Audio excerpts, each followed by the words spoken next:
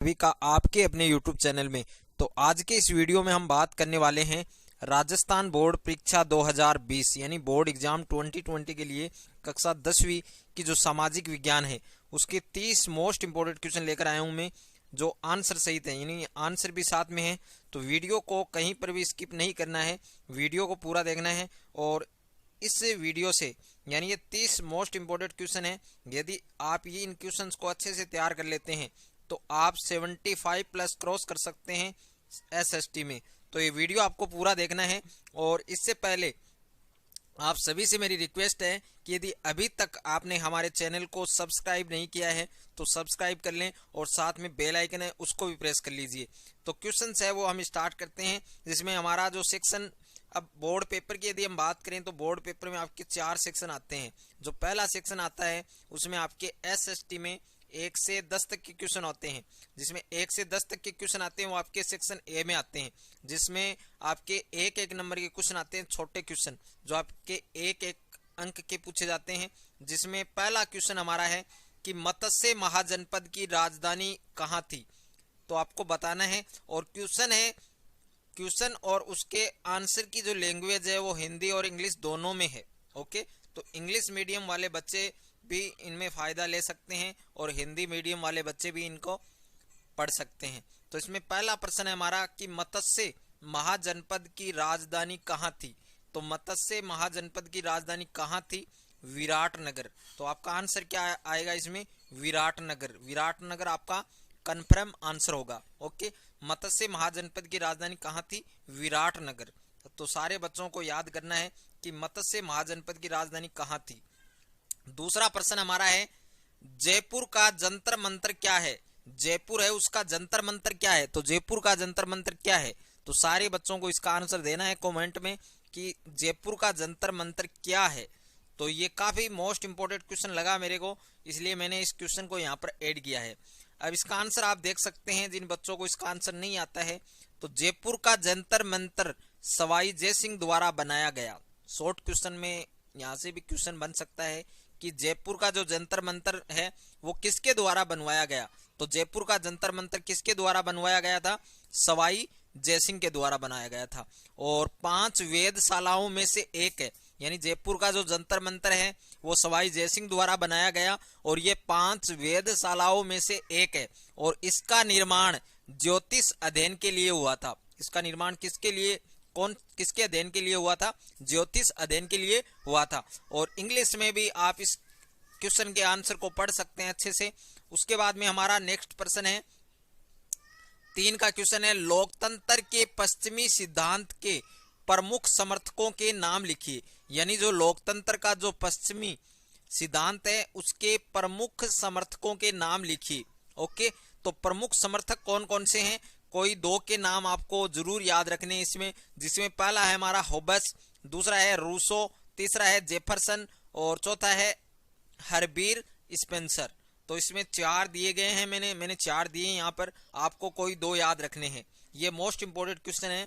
उसके बाद में हमारा अगला प्रश्न है, क्वेश्चन नंबर 4 है राजस्थान के निकटतम, यानी राजस्थान के निकटतम 2 बंदरगाहों के नाम लिखिए। राजस्थान के पास में कौन कौन से 2 बंदरगाह हैं, उन 2 बंदरगाहों के नाम लिखने हैं।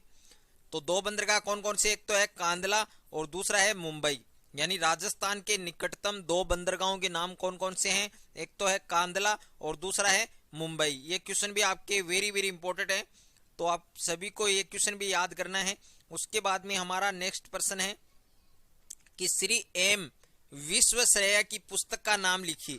श्री एम विश्वेश्वरैया की पुस्तक का नाम लिखना है। तो ये क्वेश्चन भी आपके मोस्ट इंपोर्टेंट क्वेश्चन में से है, तो सारे बच्चों को इस क्वेश्चन का आंसर याद करना है। तो इस क्वेश्चन का आंसर क्या होगा आपके? Plan economy of India. यानी श्री एम विश्वेश्वरैया की पुस्तक का नाम क्या है? Plan economy of India. तो ये वाला क्वेश्चन भी आपको अच्छे से याद करना है। उसके बाद में हमारा नेक्स्ट प्रश्न है प्रति व्यक्ति आय से क्या तात्पर्य है। यानी जो प्रति व्यक्ति आय है उससे हमारा क्या अभिप्राय है, उसे आप क्या समझते हैं, उसकी क्या परिभाषा है। तो प्रति व्यक्ति आय की क्या परिभाषा है, तो मैं बता देता हूं आपको कि प्रति व्यक्ति आय किसे कहते हैं। तो इसकी परिभाषा राष्ट्रीय आय को कुल जनसंख्या से भाग देने पर, यानी जो राष्ट्रीय आय है उसको कुल जनसंख्या से भाग देने पर प्राप्त जो आय है उसको हम क्या बोलेंगे, प्राप्त जो इनकम है उसको हम क्या बोलेंगे, प्रति व्यक्ति आय बोलेंगे। तो ये प्रति व्यक्ति आय है। उसके बाद में हमारा नेक्स्ट प्रश्न है और काफी इंपॉर्टेंट क्वेश्चन है कि अंतिम वस्तुएं कौन सी होती हैं। अंतिम वस्तुएं किसे कहते हैं, अंतिम वस्तुएं कौन सी होती हैं? तो वे वस्तुएं जो उपयोग के लिए उपभोक्ताओं तक पहुंचती हैं, वह उसका अंतिम उपभोगकर्ता होता है, उसे क्या कहते हैं, अंतिम वस्तुएं कहते हैं।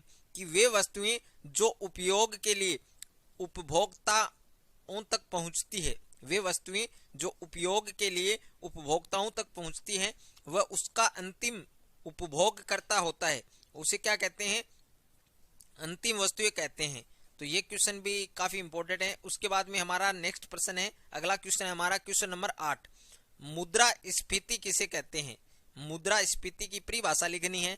तो मुद्रास्फीति किसे कहते हैं, अर्थव्यवस्था में कीमत स्तर में होने वाली सतत वृद्धि की स्थिति क्या कहलाती है, मुद्रास्फीति कहलाती है। कि जो अर्थव्यवस्था है उसमें कीमत स्तर में होने वाली सतत वृद्धि की स्थिति क्या कहलाती है, मुद्रास्फीति कहलाती है। तो ये वाला क्वेश्चन भी आपको अच्छे से तैयार करना है। उसके बाद में हमारा अगला क्वेश्चन है कि भारत में गरीबी को मापने का प्रथम प्रयास किसने और कब किया। भारत में, इंडिया में गरीबी को मापने का प्रथम प्रयास किसने और कब किया। तो भारत में गरीबी को मापने का प्रथम प्रयास किसने किया था, दादा भाई नौरोजी द्वारा। दादा भाई नौरोजी द्वारा, यानी भारत में गरीबी को मापने का प्रथम प्रयास किया था दादा भाई नौरोजी के द्वारा। और कब किया गया था, 1868 में किया गया था। ये भी आपको सन भी आपको याद करनी है। उसके बाद में हमारा नेक्स्ट प्रश्न है, भारत में गरीबी और बेरोजगारी का अनुमान किसके द्वारा किया जाता है। कि भारत में गरीबी और बेरोजगारी का अनुमान है वो किसके द्वारा किया जाता है। तो राष्ट्रीय प्रतिदश सर्वेक्षण संगठन यानी NSSO, ये आपको याद करना है, NSSO। ओके, और इसकी फुल फॉर्म भी आप देख सकते हैं, नेशनल सिंपल सर्वे ऑर्गेनाइजेशन। उसके बाद में हमारा सेक्शन बी है। अब सेक्शन बी में 2-2 नंबर के क्वेश्चन आएंगे। सेक्शन ए में मैंने बता दिया आपको 1 से 10 तक के क्वेश्चन आते हैं बोर्ड में, तो आपके 1-1 नंबर के आते हैं। उसके बाद में सेक्शन बी है। तो 11वां क्वेश्चन है हमारा कि जो स्वच्छता है उसमें किन किन बातों को शामिल किया जा सकता है। तो स्वच्छता में किन किन बातों को शामिल किया जा सकता है, तो इस क्वेश्चन का आंसर आपको बुक में मिल जाएगा। आप देख सकते हैं बड़ा क्वेश्चन है इसलिए मैंने इसका आंसर नहीं लिया है, आप देख सकते हैं बुक में मिल जाएगा। और किसी क्वेश्चन के आंसर में आपको किसी प्रकार का डाउट है तो आप कमेंट करके उस क्वेश्चन को लिख सकते हैं या फिर क्वेश्चन नंबर लिखकर हमें कमेंट कर सकते हैं, हम आपको उसका आंसर प्रोवाइड करवा देंगे। तो स्वच्छता में किन किन बातों को शामिल किया जा सकता है, इसका आंसर सभी बच्चों को याद करना है। वेरी वेरी इंपॉर्टेंट क्वेश्चन है। उसके बाद में 12वां प्रश्न है हमारा, स्वर्णिम चतुर्भुज महाराजमार्ग क्या है। वेरी वेरी इंपॉर्टेंट क्वेश्चन है, पक्का आएगा एग्जाम में 2 या 3 नंबर आपको पक्का ये क्वेश्चन दिला सकता है। तो सारे बच्चों को इस क्वेश्चन का आंसर याद करना है कि स्वर्णिम चतुर्भुज महाराजमार्ग क्या है, या फिर इस पर टिप्पणी पूछ सकता है। तो इस क्वेश्चन का आंसर सभी बच्चों को याद करना है। अगला क्वेश्चन है हमारा, लिंगानुपात किसे कहते हैं। लिंगानुपात की परिभाषा याद करनी है और शहरीकरण की कोई 2 समस्याएं लिखनी है। लिंगानुपात किसे कहते हैं और शहरीकरण की कोई 2 समस्याएं लिखिए। ये भी आपके मोस्ट इंपोर्टेंट क्वेश्चन है। उसके बाद में हमारा नेक्स्ट प्रश्न है, राजस्थान के हस्तशिल्प उद्योग पर प्रकाश डालिए। राजस्थान के हस्तशिल्प उद्योग पर आपको प्रकाश डालना है। वेरी वेरी इंपॉर्टेंट क्वेश्चन है। उसके बाद में हमारा नेक्स्ट प्रश्न है 15 का क्वेश्चन है, और किन्हीं 2 प्रमुख भूगर्भिक युगों की शैली में कोयला पाया जाता है, उनके नाम लिखिए। यानी किन 2 प्रमुख भूगर्भिक युगों की शैली में कोयला पाया जाता है, उनके नाम लिखिए। तो ये क्वेश्चन भी आपके काफी मोस्ट इंपोर्टेंट क्वेश्चन है और एग्जाम में आ सकता है। उसके बाद में हमारा नेक्स्ट प्रश्न है 16 का, नरमा से आप क्या समझते हैं। यानी नरमा की परिभाषा लिखनी है और अमेरिकन कपास की कोई 2 विशेषताएं लिखिए। नरमा से आप क्या समझते हैं और अमेरिकन कपास की कोई 2 विशेषताएं लिखनी है। तो 2 विशेषताएं आपको याद करनी है। 17वां प्रश्न है, टांका एवं खड़ीन क्या है। तो टांका की परिभाषा लिखनी है और खड़ीन की परिभाषा लिखनी है, इन दोनों की परिभाषा लिखनी है। काफी मोस्ट इंपोर्टेंट क्वेश्चन है। और उसके बाद में हमारा नेक्स्ट प्रश्न है 18वां, राज्यपाल की सब विवेकी शक्तियां बताइए। ये आपके 100% क्वेश्चन है, 100% में से है, तो 100% वाला क्वेश्चन तो आपको छोड़ना नहीं है। काफी मोस्ट इंपोर्टेंट क्वेश्चन लिए मैंने इस वीडियो में, वीडियो को आपको पूरा देखना है तभी आपको हर चीज समझ में आएगी। 18वां प्रश्न है हमारा, राज्यपाल की सब विवेकी शक्तियां बताइए। मोस्ट इंपोर्टेंट क्वेश्चन है बोर्ड एग्जाम 2020 के लिए, तो सारे बच्चों को क्वेश्चन का आंसर याद करना है। उसके बाद में 19वां प्रश्न है, वैश्वीकरण किसे कहते हैं और उसके कोई 2 लाभ बताइए। तो वैश्वीकरण की परिभाषा बतानी है, उसके बाद में उसके 2 लाभ भी आपको याद करने हैं। अगला प्रश्न है हमारा सेक्शन सी। अब सेक्शन सी में आपके 4-4 नंबर वाले क्वेश्चन आएंगे। सेक्शन सी में आपके 4-4 नंबर वाले क्वेश्चन आएंगे। तो इसमें 20वां प्रश्न है हमारा, महाजनपद किसे कहते हैं। महाजनपद की परिभाषा बतानी है और राजस्थान के प्रमुख महाजनपदों के नाम लिखिए। महाजनपद की परिभाषा बतानी है और राजस्थान के प्रमुख महाजनपदों के नाम लिखिए। ओके। 21वां प्रश्न है, वेरी वेरी इंपॉर्टेंट क्वेश्चन है, 100% एग्जाम में पूछा जा सकता है। बंदा बैरागी कौन था। बंदा बैरागी कौन था और दीवाने आरिज क्या था। ये दोनों ही क्वेश्चन मोस्ट इंपोर्टेंट है। या तो पूछ सकता है कि बंदा बैरागी कौन था, या क्वेश्चन पूछ सकता है दीवाने आरिज क्या था, या दोनों भी पूछ सकता है। तो दोनों ही आपको अच्छे से याद करने हैं। 22वां प्रश्न है हमारा, औद्योगिक क्रांति के 4 परिणाम लिखिए। औद्योगिक क्रांति है, उसके 4 परिणाम लिखने हैं आपको, 4 नतीजे लिखने हैं। तो औद्योगिक क्रांति के 4 परिणाम आपको याद करने हैं। 23वां प्रश्न मोस्ट इंपोर्टेंट क्वेश्चन है, प्रत्यक्ष लोकतंत्र और अप्रत्यक्ष लोकतंत्र से आप क्या समझते हैं। एक तो है प्रत्यक्ष लोकतंत्र और एक है अप्रत्यक्ष लोकतंत्र, यानी डायरेक्ट डेमोक्रेसी और इनडायरेक्ट डेमोक्रेसी। तो इन दोनों में अंतर भी पूछ सकता है और दोनों की परिभाषा भी पूछ सकता है। 24 का क्वेश्चन है हमारा, कौशल विकास से आप क्या समझते हैं और स्वदेशी की अवधारणा को स्पष्ट कीजिए। यानी कौशल विकास जो स्किल डेवलपमेंट होता है, कौशल विकास से आपकी क्या समझते हैं, उसे आपका क्या अभिप्राय है। यानी कौशल विकास की परिभाषा पूछ सकता है और स्वदेशी की अवधारणा को स्पष्ट कीजिए। तो जो स्वदेशी की जो अवधारणा है उससे भी आपका क्या अभिप्राय है, उसे आप क्या समझते हैं। तो इस प्रकार का क्वेश्चन भी आपके आ सकता है एग्जाम में।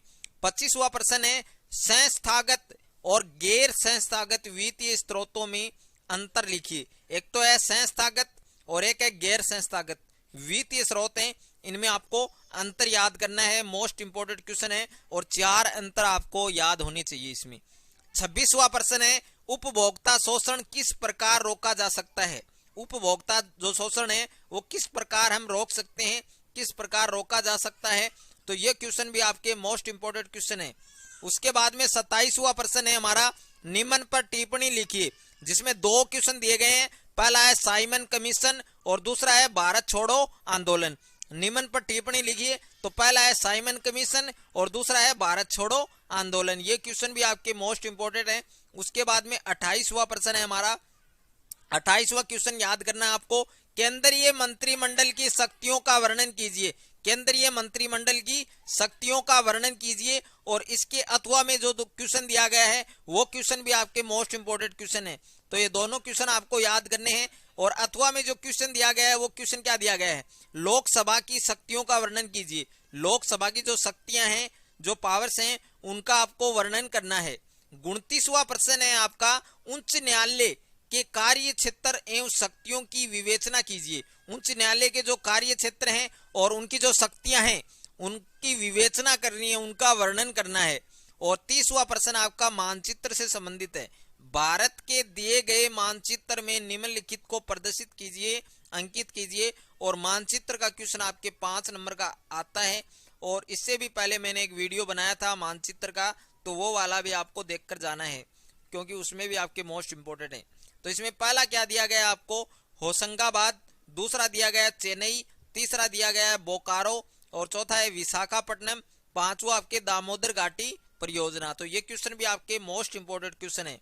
तो वीडियो आपको अच्छा लगे तो वीडियो को लाइक करें, दोस्तों के साथ शेयर करें। चैनल पर नए हैं तो चैनल को सब्सक्राइब कर लीजिए और साथ में बेल आइकन को प्रेस कर लीजिए। मिलते हैं एक नए वीडियो में, तब तक के लिए थैंक यू सो मच।